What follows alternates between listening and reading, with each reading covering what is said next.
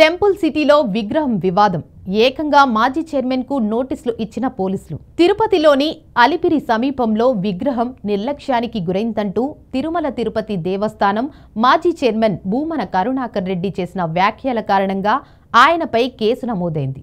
ఈ నేపథ్యంలో తిరుపతి డీఎస్పీ కార్యాలయంలో విచారణకు హాజరు కావాలంటూ కరుణాకర్ రెడ్డికి అలిపిరి పోలీసులు 41A నోటీసులు జారీ చేశారు. ఇక సెప్టెంబర్ 23వ తేదీన విచారణకు వస్తానని భూమన కరుణాకర్ రెడ్డి పోలీసులకు చెప్పారు.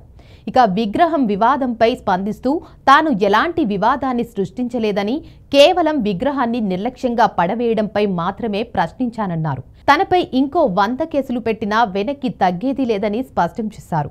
టీటీడీ బోర్డు సభ్యులు ఆ విగ్రహాన్ని శని విగ్రహం అని చెబుతున్నారని, శని భగవానుణ్ణి దయ్యంలా చూస్తున్నారా అని ఆయన ప్రశ్నించాడు.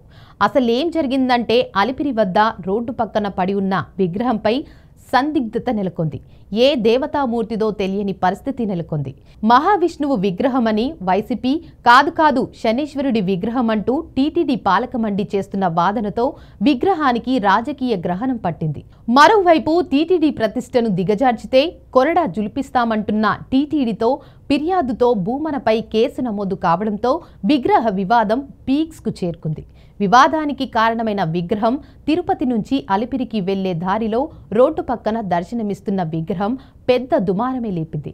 టీటీడీ శిల్ప కళాశాల పక్కనే పడి ఉన్న 12 అడుగుల విగ్రహం పొలిటికల్ కాంట్రవర్సీకి కారణమైంది. అసలు ఆ విగ్రహం ఏ దేవతామూర్తిదో, చెక్కించిందెవరో, ఎందుకు అసంపూర్తిగా వదిలివేశారో, ఎన్నేళ్లుగా ఆ విగ్రహం అక్కడుందో గాని ఇప్పుడు మాత్రం విగ్రహం చుట్టూ వివాదం నడుస్తోంది.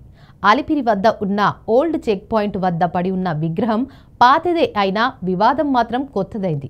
విగ్రహం మహావిష్ణువుదని టీటీడీ నిర్లక్ష్యాన్ని ప్రశ్నించిన భూమన కరుణాకర్ రెడ్డి అపచారమంటూ మీడియా దృష్టికి తెచ్చారు. కరుణాకర్ వ్యాఖ్యలపై టీటీడీ ఫైర్. హిందూ దేవుళ్ల విగ్రహాల పట్ల నిర్లక్ష్యమంటూ ఆరోపణలు చేయటంతో టీటీడీ చర్యలకు కారణమైంది. హైందవ ధర్మం పట్ల నిర్లక్ష్యంగా వ్యవహరిస్తున్నారని భూమన చేసిన విమర్శలను టీటీడీ పాలక మండలి సీరియస్గా తీసుకుంది. ఇక కరుణాకర్ రెడ్డి వ్యాఖ్యలను తప్పుపట్టిన టీటీడీ బోర్డు సభ్యులు ఆ విగ్రహం 20 ఏళ్లుగా అక్కడే ఉందని, శిల్పి కన్నచారి కొడుకు గురుస్వామిని తెరమీదికి తెచ్చారు. అది శ్రీ మహావిష్ణువు విగ్రహం కాదని, శని భగవానుడిదని శిల్పి కొడుకు గురుమూర్తితో పాటు పాలక మండలి సభ్యులు చెప్పడంతో విగ్రహం గందరగోళం సృష్టించింది. ఆ విగ్రహం ఏ దేవతామూర్తిది?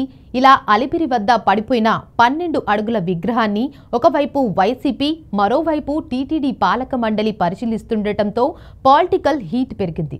విగ్రహాన్ని తయారు చేసేందుకు ఆర్డర్ ఇచ్చిన దాత చనిపోవడం, విగ్రహాన్ని అసంపూర్తిగా వదిలేసిన శిల్పి కూడా మరణించడంతో అసలు ఆ విగ్రహం ఏ దేవతామూర్తిదో తెలియని పరిస్థితికి కారణమైంది. అయితే ఇప్పటికీ ఎక్కడికి కదిలించకుండా రోడ్డు పక్కనే ఆ విగ్రహం అక్కడే ఉండటం రాజకీయ దుమారం రాజుకుంది.